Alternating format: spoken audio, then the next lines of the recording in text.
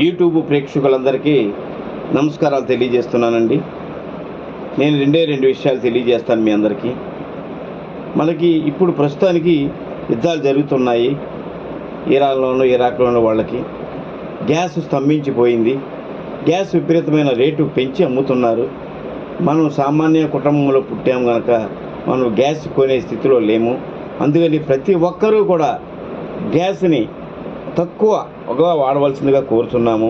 అవసరమైతేనే మనం గ్యాస్ ఉపయోగించవలసిందిగా మీ అందరికీ కోరుచున్నాను.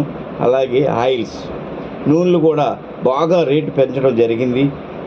మనం ఫ్రై ఐటమ్స్ కానీ రోస్ట్ ఐటమ్స్ కానీ దయచేసి ఆయిల్ ఫ్రీ అయ్యే వరకు తగ్గించి పులుసుకూరలు ఉండవలసిందిగా మా చెల్లెమ్మలందరినీ కోరుతున్నాను.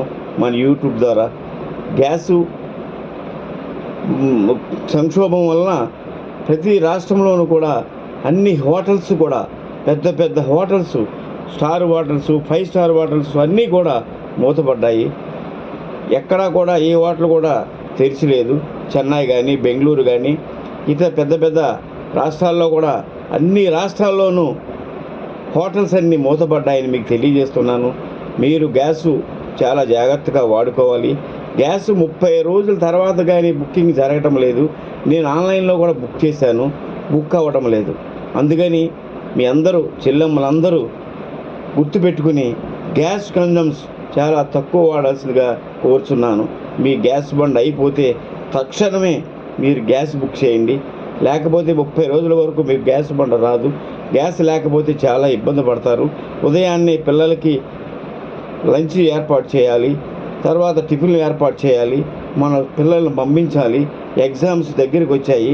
వీళ్ళందరినీ దృష్టిలో పెట్టుకుని మీరు గ్యాస్ని ఎంత తక్కువ వాడితే మీ అందరికీ మంచిదని నేను యూట్యూబ్ ద్వారా తెలియజేస్తున్నాను. పడమటి రామకృష్ణ, విజయవాడ. చెల్లెమ్మలందరూ గమనించాలి. ఆయిల్ రోస్ట్లు, ఫ్రైలు ఆపండి. పులుసు కూరలు తినండి. టిఫిన్ అయితే ఇడ్లీలు వేసుకోండి, సరిపోతుంది.